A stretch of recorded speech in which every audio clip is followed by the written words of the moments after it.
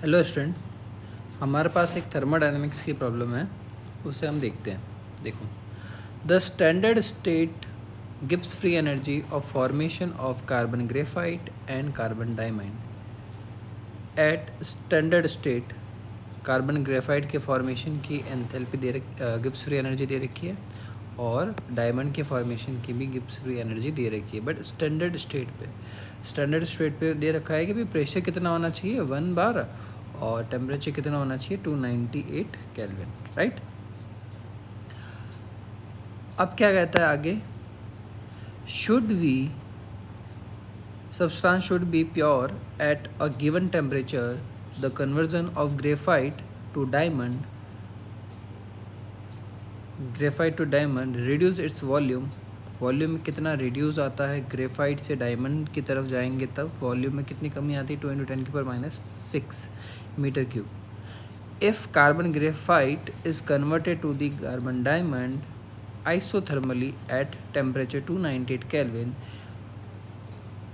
the pressure at which carbon graphite is in the equilibrium with carbon diamond। तो हमारे पास ये line important है। हमें क्या पता करना है, ऐसा प्रेशर पता करना है जहाँ पर कार्बन ग्रेफाइट और कार्बन डायमंड के बीच में क्या आ जाए, इक्विलिब्रियम इस्टेब्लिश हो जाए। अब इक्विलिब्रियम इस्टेब्लिश हो जाए इसका मतलब क्या हो गया कि उस समय डेल्टा जी नॉट की वैल्यू क्या हो जाए, या डेल्टा जी नॉट की वैल्यू क्या हो जाए, ज़ीरो हो जाए। डेल्टा जी की वैल्यू क्या हो जाए, ज़ीरो हो जाए। ये पता करना है। टेम्परेचर हमें इसके लिए दे रखा है 298 केल्विन, टेम्परेचर कांस्टेंट है। हमें पूछा गया है कि आप प्रेशर कितना रखोगे जिससे हमारे पास डेल्टा जी की वैल्यू ज़ीरो आ जाए। सही है। इसका मतलब हमें प्रेशर और गिब्स फ्री एनर्जी के अंदर एक रिलेशन पता करना है कि हमें पता करना है डेल्टा जी कब ज़ीरो होगा, या जब ज़ीरो होगा तब प्रेशर क्या होगा, है ना। तो हमें ये पता करना है कि डेल्टा जी और प्रेशर में कोई रिलेशन है या नहीं है, तो कौन सा है, देखो पता करते हैं। हमें दे रखा है कार्बन ग्रेफाइट, बार बार इतना नहीं लिखेंगे, कार्बन ग्रेफाइट जो कि कन्वर्ट हो रहा है कार्बन डायमंड के अंदर, ठीक है। इस समय प्रेशर कितना है 1 बार है और टेम्परेचर कितना है 298 केल्विन है। इसके लिए हमें फॉर्मेशन का अलग अलग डेटा दे रखा है, तो हमें इस कंडीशन पे डेल्टा जी निकाल सकते हैं। डेल्टा जी नॉट बराबर क्या होगा, delta G of product minus delta G of reactant, ठीक है।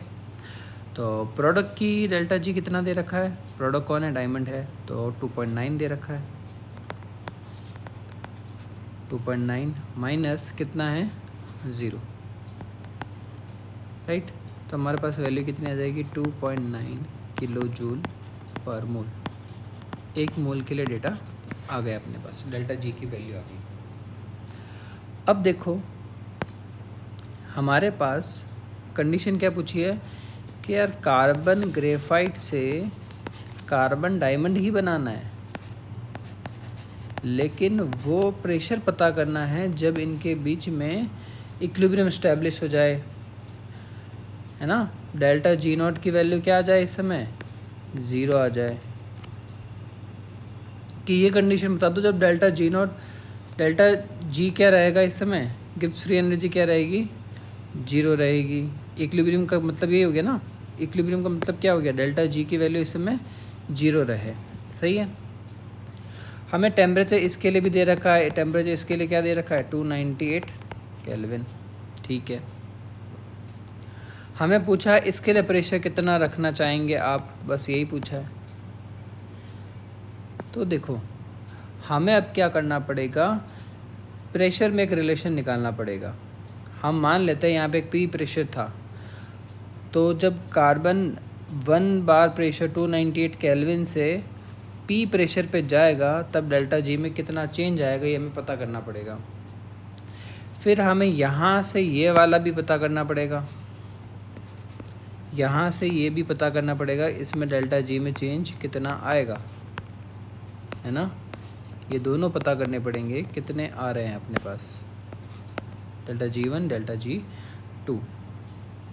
फिर हम क्या करेंगे, किरचॉफ लॉ से लगाएंगे और ये वाला summation delta G1 delta G3 और डेल्टा G2 का समीशन किसके बराबर होना चाहिए, इस डेल्टा G के बराबर होना चाहिए, राइट। तो अब हम क्या करेंगे, हमें डेल्टा G और प्रेशर में एक रिलेशन फाइंड आउट करना है, ठीक है। देखो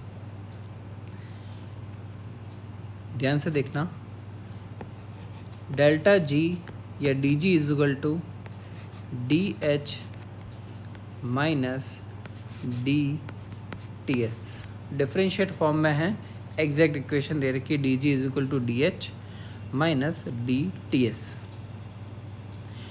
DH को क्या लिख सकता हूँ, चेंज इन एंथैल्पी को क्या लिख सकता हूँ मैं, DU प्लस DPV माइनस, अब इसको अंदर की तरफ डिफरेंशिएट करो, T कॉमन ले लो या T मतलब पहला पार्ट और दूसरे का डिफरेंशिएशन DS हो जाएगा, माइनस S DT हो गया, सही है। इस तरीके से इसका भी बाय पार्ट्स डिफरेंशिएशन कर देते हैं, इसका भी, तो क्या हो जाएगा, DU plus P DV plus V DP minus T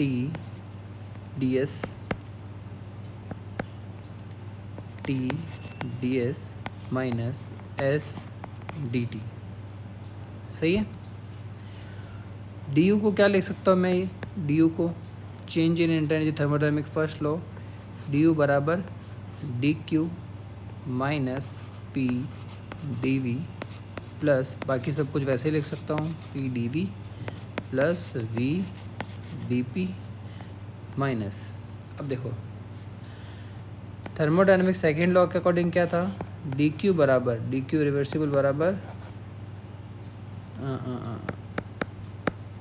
DS बराबर क्या था, DQ रिवर्सिबल अपॉन T था, राइट। तो मैं T इंटू DS को क्या लिख सकता हूँ, माइनस का DQ लिख सकता हूँ और इसको माइनस का S DT, राइट। कौन सी टर्म कैंसिल हो रही है, माइनस P DV प्लस का P DV क्या हो जाता है, कैंसिल, और DQ से माइनस DQ क्या हो जाता है, कैंसिल। तो हमारे पास DG बराबर क्या आता है, DG बराबर आता है V DP minus S DT, सही है। अब उसने चेंज इन एंथैल्पी निकालने के लिए कहा है, लेकिन कहा है भी कांस्टेंट टेम्परेचर है, कांस्टेंट टेम्परेचर है, क्योंकि तुम्हें पता ही होगा टेम्परेचर पर ने 298 लिया है और वो कांस्टेंट है। कांस्टेंट टेम्परेचर हुआ तो DT बराबर क्या हो जाएगा, 0। इसका मतलब हमारे लिए जो इक्वेशन काम की है वो कौन सी है, DG is equal to V DP है, सही है। बस इसी इक्वेशन का अपन यूज़ करेंगे, तो इसी इक्वेशन का यूज़ करेंगे ना, DG is equal to V DP। वापस ये सेगमेंट क्या करते हैं, कॉपी करके लेके आते हैं और यूज़ करते हैं, ये वाला सेगमेंट।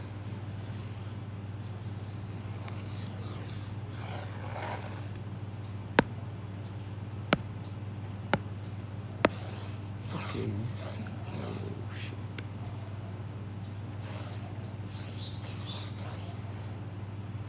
पेपर भी कॉपी हो गया, कोई बात नहीं, ठीक है।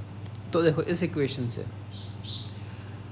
तो मैं क्या लिख सकता हूँ, इसके अंदर डेल्टा G1 को क्या लिख सकता हूँ, delta G1 V DP, volume of carbon graphite, ठीक है, कार्बन ग्रेफाइट हो गया, माइनस इंटू क्या करना है, DP करना है। DP क्या होगा, फाइनल माइनस इनिशियल, तो इसके लिए फाइनल कौन सा है, P प्रेशर है, और इनिशियल कौन सा है, 1 बार है, तो क्या लिखूँगा, P माइनस 1 बार में प्रेशर है, ध्यान रखना, ठीक है।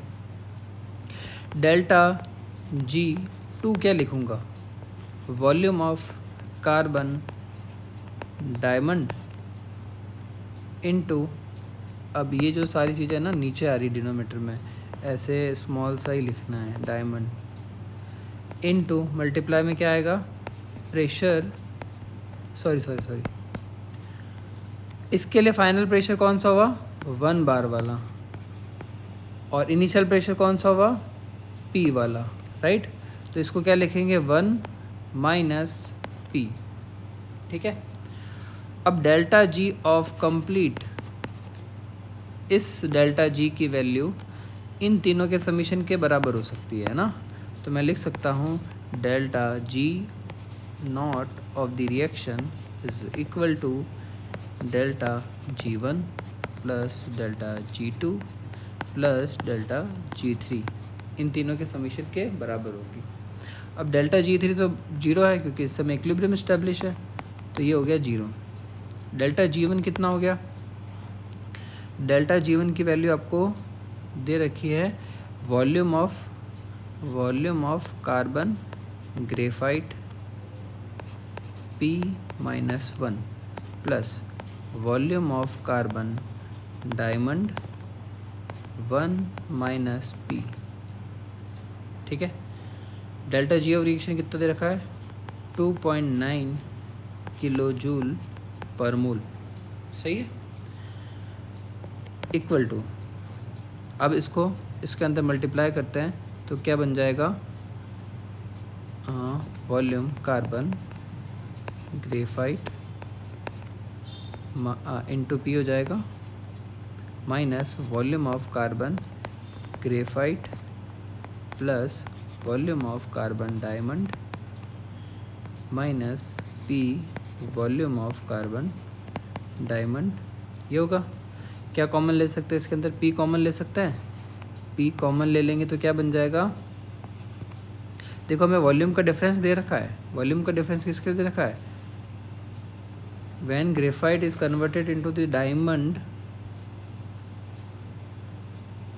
कार्बन जब ग्रेफाइट से डायमंड की तरफ कन्वर्ट होगा उसके लिए दे रखा है, मतलब डायमंड माइनस ग्रेफाइट दे रखा है। डेल्टा V की वैल्यू कितनी दे रखी है, 2 × 10⁻⁶, तो carbon graphite minus carbon volume of carbon diamond, ठीक है। इधर भी तो ये दे रखा है, कार्बन ग्रेफाइट माइनस कॉमन ले लेते हैं, volume of carbon graphite minus volume of carbon diamond, ये प्लस, सही है।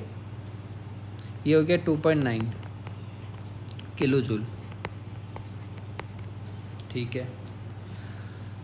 डिफरेंस कितना दे रखा है, volume of carbon minus volume of graphite का, या इसको कॉमन ले लो तो P माइनस 1 आ जाएगा, volume of carbon graphite minus volume of carbon diamond, इसकी वैल्यू आपको दे रखी है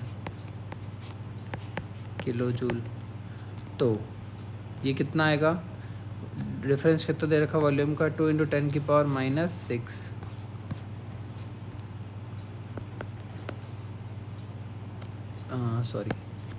P माइनस 1। प्रेशर किस में चल रहा था बच्चों, अभी मैंने बताया था प्रेशर बार में चल रहा है, अब किलो जूल दे रखा है तो इसको तो मैं बना दूंगा 2.9 × 10⁻³ जूल में। अब यदि ये जूल है तो मुझे इसको पास्कल में बनाना पड़ेगा, तो पास्कल में कितना हो जाएगा, 10⁻⁵ पास्कल हो जाएगा। वॉल्यूम MKS में चल रहा है, मीटर किलोग्राम सेकेंड, तो वॉल्यूम कितना हो जाएगा, 2 × 10⁻⁶ मीटर क्यूब में, सही है। तो ये कितना हो जाएगा, 2 × 10⁻⁻1, तो डिवाइड में आ जाएगा P माइनस 1, 2.9 × 10⁻³ डिवाइड में कितना आ जाएगा, 2 × 10⁻⁻1, तो ये वैल्यू कितनी आ जाएगी आपकी, ये आ जाएगी 1.45 5 इंटू 10⁴ P-1, तो ये कितना आ जाएगा 14500 प्लस 1 प्रेशर आ जाएगा। तो प्रेशर की वैल्यू कितनी हो गई 14500 बार में प्रेशर आया ये। सॉरी 1 कहाँ गया, 1 लिखना चाहिए यहाँ पे 1। तो ये वैल्यू आ जाएगी 14501 बार। जो ऑप्शन कौन सा है, एकदम एक्यूरेट आंसर आता है। आप यूट्यूब पे कहीं पे भी देख लो, एकदम एक्यूरेट आंसर इस तरीके से किसी ने सॉल्व नहीं किया होगा, जबकि एक्यूरेट वास्तव में जो तरीका वो यही है। Okay, thank you.